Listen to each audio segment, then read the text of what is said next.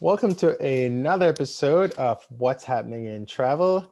I'm here with my buddy, Bro, and I am Kerwin. And this is episode number 70. Kusha, what background do you have? I had what I thought was a pretty nice picture of a Korean Air 748, Uh-huh. but I don't know why it's been truncated. But And that's a special color scheme, right? yeah, the Asians, they love their cartoons. Yes, they do. They do. But it's always cool though because I know Japan Airlines, was it ANA? Have one of them with a lot of cartoons and stuff on it too. All right, All of cool. them. They'll, I guess. Well, Pokemon, right? It's Yeah, exactly. Eva, Uh-huh. That's true. They uh, all do. Now that you think about it. Um, that cat. What is that cat? Hello Never mind. Kitty. Hello Hello Kitty, Kitty. yes. Dude, that cat, Hello Kitty is like the biggest thing ever. um, and I've got something that you probably have no idea where that place is, but this is the Everett Marina. And this is in Everett, Washington, the home of Boeing. And William P. Boeing would be so mad at his company now if he were still alive. He's the guy who founded Boeing. But we're going to talk about Boeing. We're going to talk about Everett. So I thought I'd show a picture of the Everett Marina, which is a beautiful place in Everett, Washington. All right, so let's jump right into it. We'll talk about Everett last, but let's talk about the Max or whatever it's being called. What's the latest on the Max? So, only reason I brought this up is that, or I included it, is that this is the first time the 737 Max has entered service on a continent outside the Americas, because Brazil, Mexico, and the US and Canada have all authorized and have started scheduled service with the 737 Max. And on February 17th, TUI, which is Fly Belgium, which is the leisure operator, they started their first 737 Max flight from Brussels to Alicante in Spain via Malaga, also in Spain. And then this was an aircraft that was 3 years old and was the first in the TUI Fly Belgium fleet. 4 days later, sorry, actually a week later, Czech-based Smartwings operated its first 737 MAX flight, ironically again to Malaga from Prague. Oh, okay. March 1st, Norwegian started service, as did Alaska Airlines here in the US from Seattle to San Diego. And also a list of countries from Kenya to the UAE to Saudi Arabia to Australia to Japan have all authorized flights of the 737 MAX to resume. Yeah. One notable exception is China. And I don't know if they're playing politics here or playing hardball, which they probably are. Probably, yeah. But they're requiring all sorts of additional requirements before they will allow it to fly in their airspace. And which is significant because a lot of Chinese airlines have this aircraft in their fleets. So slowly but surely, the 737 MAX is not Boeing's biggest problem, even though there was a very recent airworthiness directive issued by the US FAA that warned of a possible decompression. Now, I thought this was a little bit overrated, but again, I'm not an expert. So this had to do with decompression on 737 next generation, which is the 700, 800, 900. Right. and the Max series.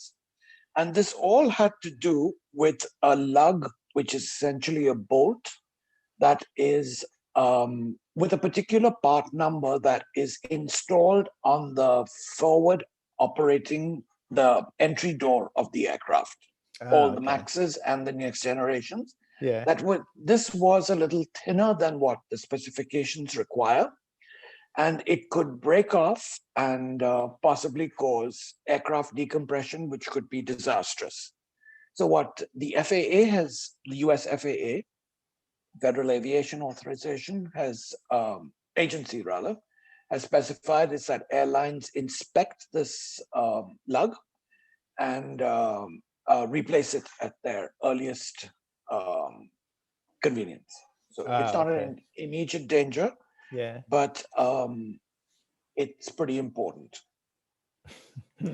So one more ding on the beleaguered 737 MAX. But you know there are more digs to come, right? Because it's just like any other. It's just like any other airplane. But yeah. Well, and it's a young airplane, right? They're still quote unquote ironing out all the kinks. So it's a but it shares a lot of parts though with the older generation, the new generation NGs. So. And we should have called this the Boeing segment. Well, that's why I have Everett.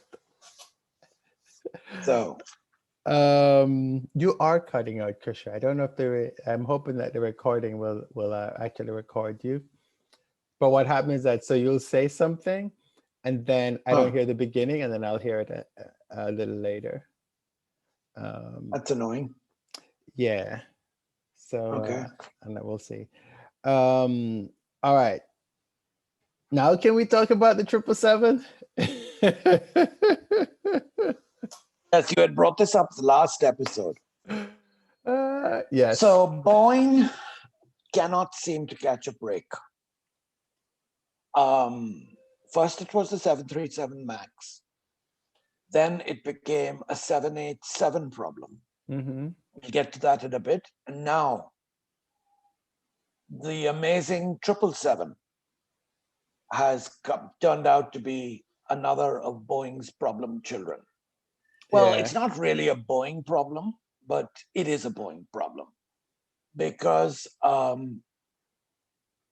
few hundred of all 777s sold by Boeing have the Pratt & Whitney 4000 series engine installed on the aircraft.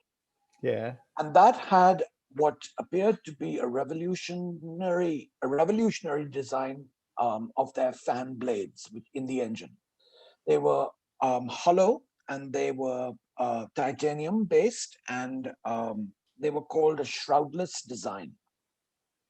Well, apparently Pratt & Whitney didn't do such a bang-up job on these fan blades, because there have been a string of incidents where they have cracked and or broken and have caused a lot of unwanted publicity for Boeing and Pratt & Whitney. Oh, so wait, Krisha, hold on. You mean that they did do a bang-up job? They did not. They did not? Yes. Okay. Because the design has proved to be somewhat flawed. Oh, okay. So they did do a bang-up job? No.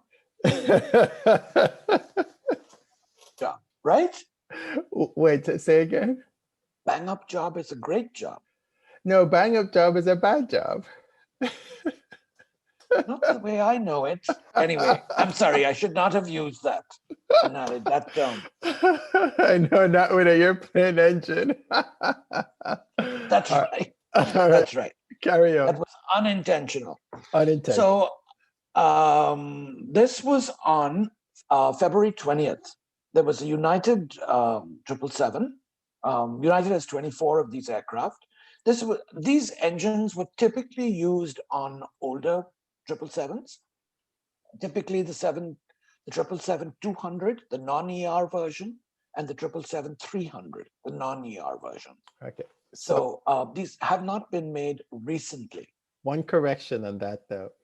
The 24 airplane that United have, it's not the same as the 19 that Continental has. Or the Correct, 20, or because those are GE powered. no, they're 21 GE. that Right. Continental has. Right. 21. Yeah. So it's 24 Pratt and Whitney powered, Correct. which they normally use for domestic, quote unquote, domestic flights. These Okay. are not the ERs. Right. These are not the ER. Correct. which is the extended range that they use over water. Although some of these planes are also over water, but that's a whole other story.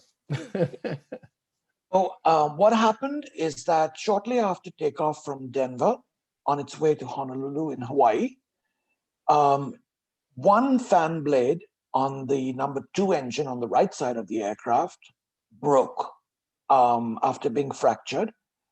And as it broke, it hit the adjacent fan blade and sawed that off almost completely.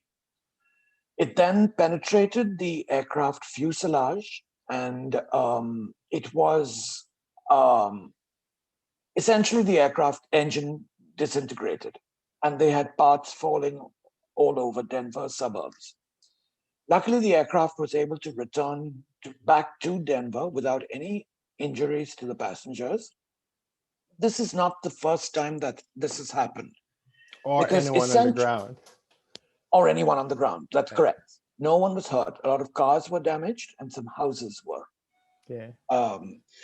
On December the 8th, I believe, no, December the 4th, a very similar thing happened to a Japan Airlines flight between Haneda in Tokyo and Naha in Okinawa.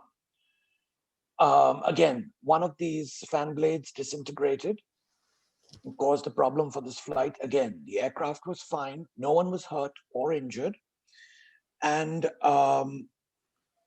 again, on February 13th, 2018, coincidentally with another United 777 with the same engine, on the San Francisco-Honolulu route, 30 minutes before departure, the same thing happened. The engine lost fan blades and it had to be shut down 30 minutes before departure. There are 5 airlines affected by this, and the Japan Civil Aviation Bureau decided to ground all 777s with this Pratt & Whitney 4000-112 series of engine. So United is the airline that is affected the most. They have 24. Japan Airlines and ANA in Japan have a combined total of 32. Korean Air has 16, but only 7 are in service, 9 are stored. And Jin Air, which is its LCC derivative carrier, has 4. And Asiana has 7, with 2 in storage. So there are only 5 carriers affected because there are 69 in service, but 59 and 59 in storage. So the problem is relatively small scale, but it's still yet another ding on Boeing. Yeah. Even though the product is not a Boeing product, but it's on a Boeing aircraft. Yeah, and of course, when people like when I was reading all this stuff online, no one mentioned anything about the engine manufacturer because nobody cares. It's like, oh, it's a United 777. Yep. Okay, carry on. And no one's probably even heard of Pratt & Whitney. But another reason why I brought this up is that on the same day, ironically, but this time in the Netherlands, on a cargo aircraft, a Boeing 747-400, the cargo airline is called Long Tail Aviation. And this is an airline based in Bermuda. And they generally have charter private jets. Mm-hmm. And this is the first 747-400 cargo aircraft that they have. Oh. They got it in 2020, I believe, late in 2020. Sorry. Yes, late in 2020. And this was a flight operating from Maastricht in the Netherlands to JFK. And wouldn't you know it, number 4 engine disintegrated. And surprise, it had Pratt & Whitney 4000 engines, which is a smaller version of what they have on the 777. Right, I was just going to say.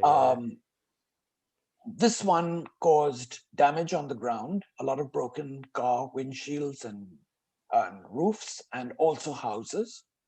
But it too landed without any incident in Liège. Now, Maastricht is very close to the Belgian border, so It is. Liège wasn't too far away. Yeah. But it's ironic that the same engine had two problems on two different continents on the same day. Coincidental. So, Purely coincidental. absolutely, absolutely coincidental. But And weird this engine, coincidence. this engine actually is also on the Airbus 330. The new But one? Or the so older far, ones? no, the old The ones. older ones, okay. The old ones, yeah. Yeah. But so far, there have been no incidents. Yeah.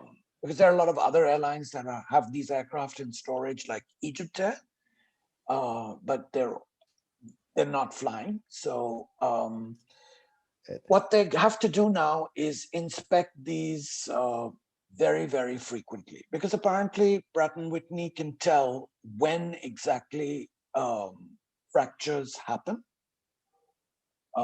because there's some technology they have that can diagnose that. And they missed this But one? apparently so.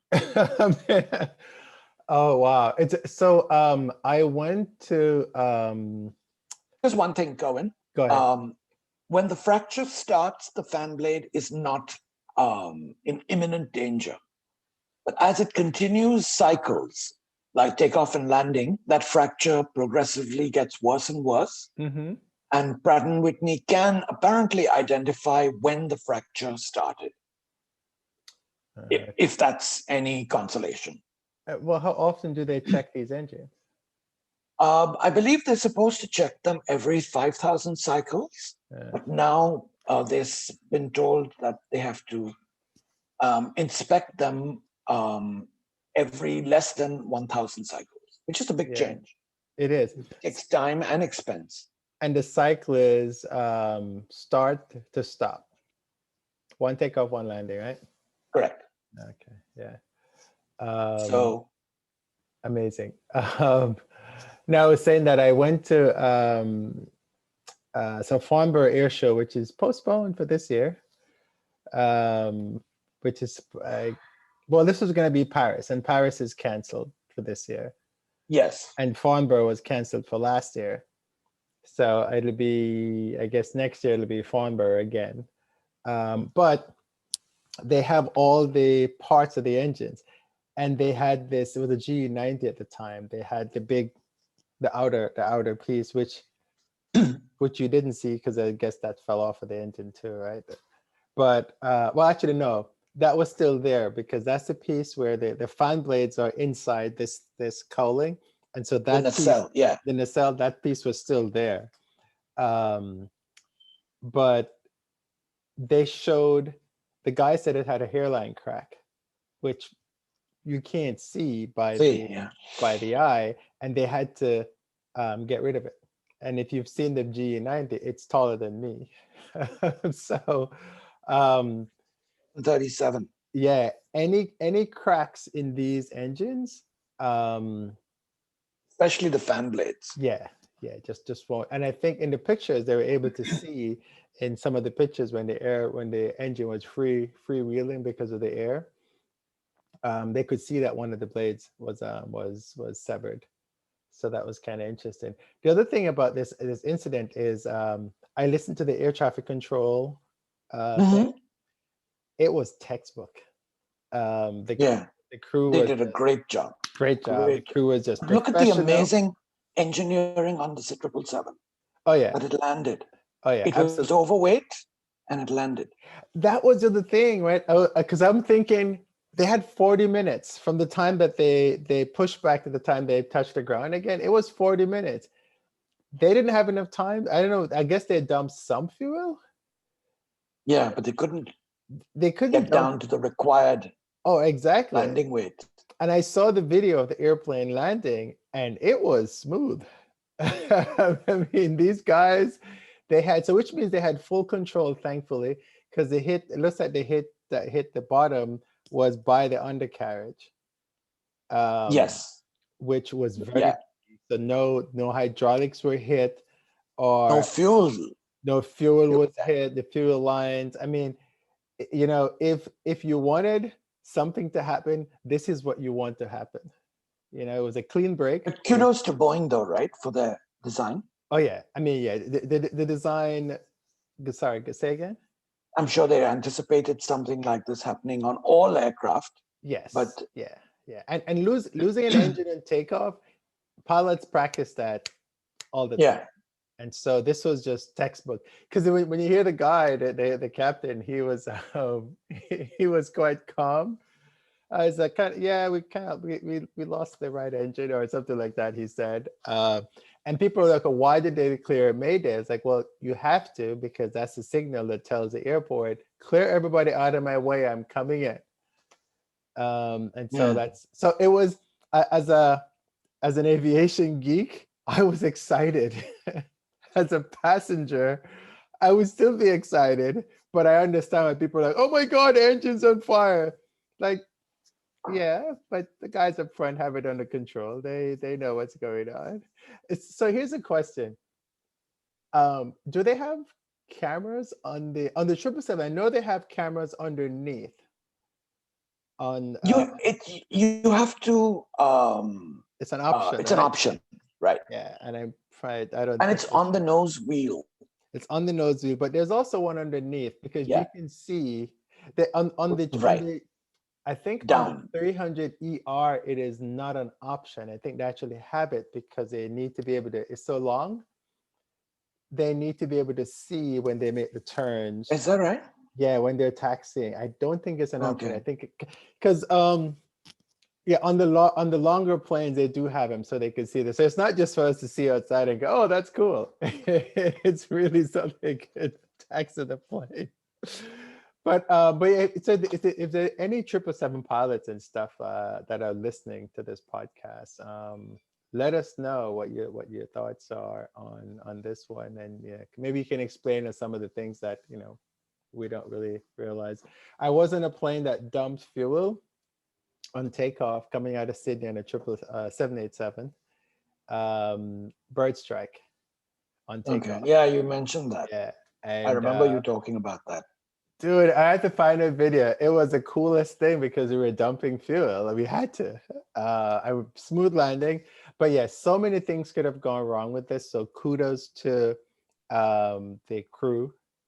And I kept telling people, like, we see all this outside. Inside, the flight attendants were like, assume the brace position. Here's what's going to happen. Blah blah blah blah blah blah blah blah. So that was good. So did they do they didn't pop a slide and do that, right? Okay, so which means that because the airplane can fly on one engine and none of the systems were severed, they weren't leaking fuel. Designed to. Yeah, but and of course that saved the airline a little money by not popping the slides. Yeah. So. All right, cool, good story. I'm glad we're able to talk about that, and I'm glad that everybody walked away from that one, and the airplane didn't end differently. All right, so let's see where we have. We talked about the max having issues on the 787, right? Are they still having trouble? Yeah, the 787 is they haven't had a delivery. Boeing hasn't had a delivery since October 2020. Yeah. Because remember that they have this issue where the surface of the aircraft is not as smooth as it needs to be. And this has to do with the joining of these composite barrels. Mm-hmm. Remember, the 787 is almost completely composite. Right. And when they join these portions, the seam, if you will, is not as smooth as it needs to be. And the shims that they use to smooth out any imperfections are also causing Boeing several problems. So they have a backlog of about 80 787s that have not been delivered. So that's yet another ding for this aircraft. I mean, it's a revolutionary plane, given that it was the first to be almost all composite. Right. But Airbus hasn't really completely escaped this matter entirely, because Qatar has noticed that it being the um, what is that called when you're the first airline to operate the Launch customer. launch customer, they've noticed that on their earliest 350s, their fuselage surface has been starting to show some creases at the Oh, point of the join. interesting. So Airbus is looking into that, but somehow they haven't gotten the scrutiny or the publicity that Boeing has for the 787. Yeah. So Well, probably because um, it's an all American thing, right? If it doesn't happen on our shore, nobody cares. I know it's really it's very true. it's It's really true. very sad. It's even more sad when you hear about accidents in other countries and nobody here cares. It's really sad. But hmm. So All right.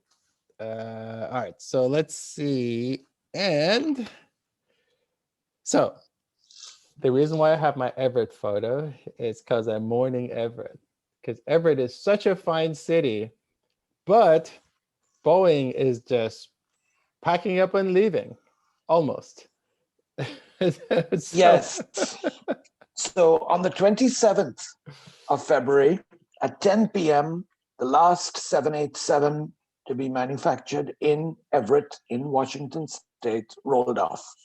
It was number 1095, and it was an aircraft for ANA. mm, So this is going to be yet another plane that's going to be on the ground and undelivered until they can solve this problem with the joining of these fuselage barrels for the 787. yeah. And from now on, all 787s, the 8, the 9, and the 10, are going to be manufactured in Charleston, in South Carolina, across the country from Seattle and Everett, Sad. starting in mid-March. Sad. So I just thought that was worth mentioning. Oh, definitely. So I guess some related questions to that. So all delivery flights will be in Charleston as well. As far as I know, but that could change. Yeah. That is such a huge blow because I don't think people realize that, people just see the airplanes um, and they're like, they don't just magically show up at your gate or at the airline's place. Whenever they do what's called delivery flights. And also during the process, all the airline people go there to make sure that things are being done properly. Because if they have to install seats, which they always have to do, they have to make sure that those things work. And so there's a whole bunch of manufacturers that's, I guess, operation that's around it. There's hotels. There's the other company that actually prepares the interior of the aircraft and all that. So Mm-hmm. moving that from one city doesn't just affect Boeing; it affects Yep, the entire area. everybody, really. Exactly. And so, and I So, know that a lot of these cities, they're like, oh, I'm giving them all this. Usually, they get tax breaks to move somewhere, but they're going to ditch you too at some point. I mean, but first they moved the headquarters to Chicago, which I don't understand why, and now they're moving the 787 to Charleston. Charleston. So and the 747, they're done. Right, there's no more Dash 8Is coming out. Are they right? And they're Right. so what's in Everett? The 777X, and maybe the new NMA Hmm. replacement. Yeah, it seems So weird. Because now you have all these big hangars, and that hangar in Everett, I think it's if it's not the world's largest building by volume, it's the second. something like that. Yes. Something like that, right? Because I think Yeah. the mall in Canada is the largest one, the one in Edmonton. I Okay. think so. So you have all these facilities that they have that they need to do something with. So it'll be interesting to see what they Yeah. what they do with these facilities. Yep.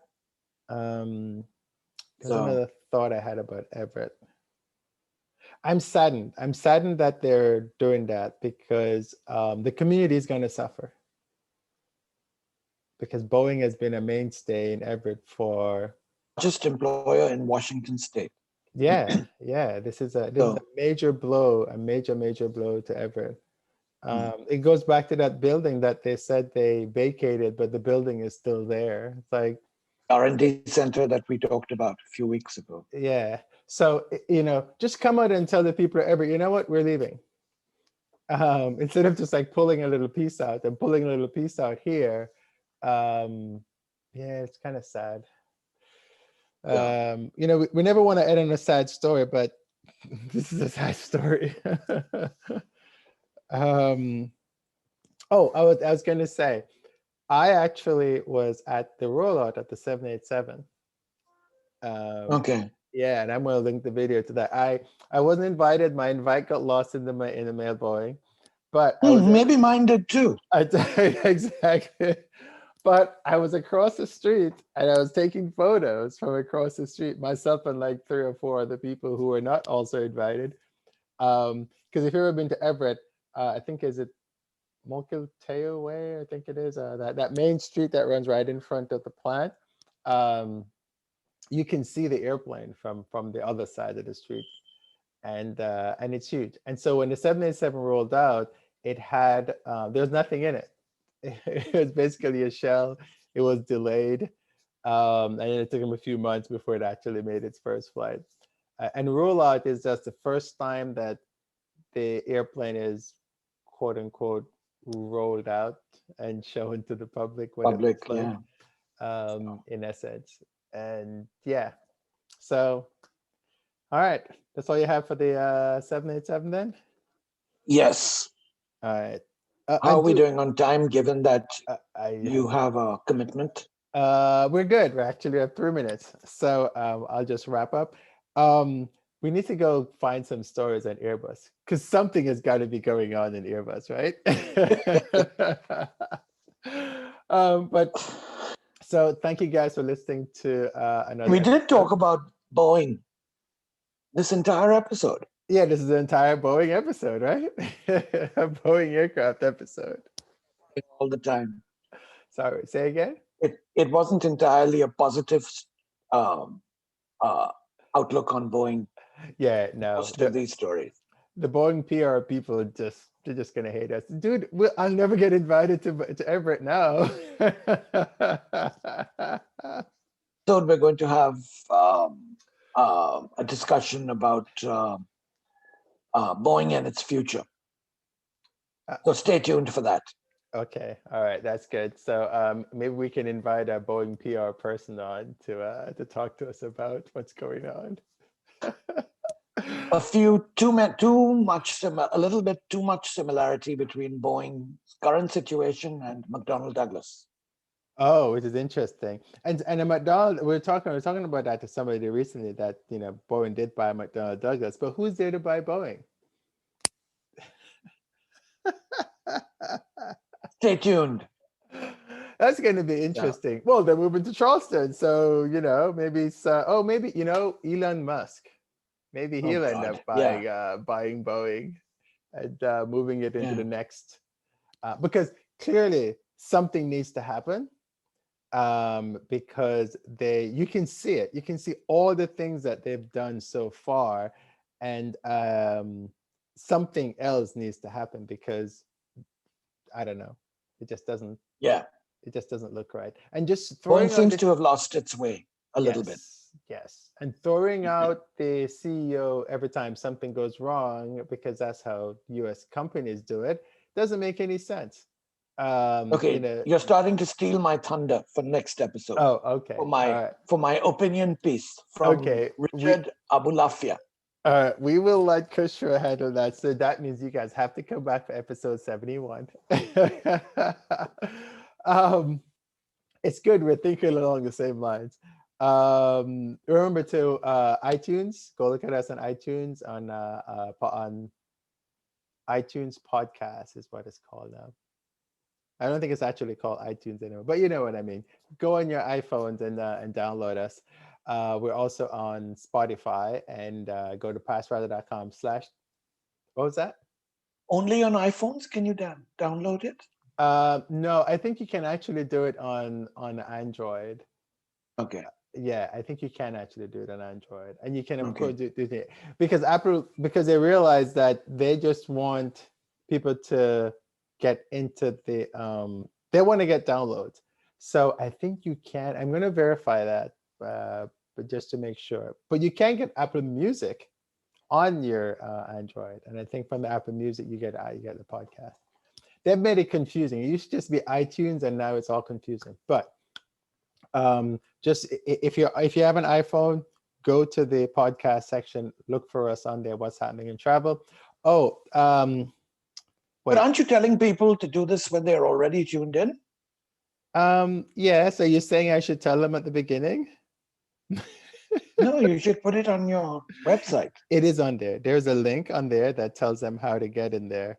Um, Hang on. My friend had a question.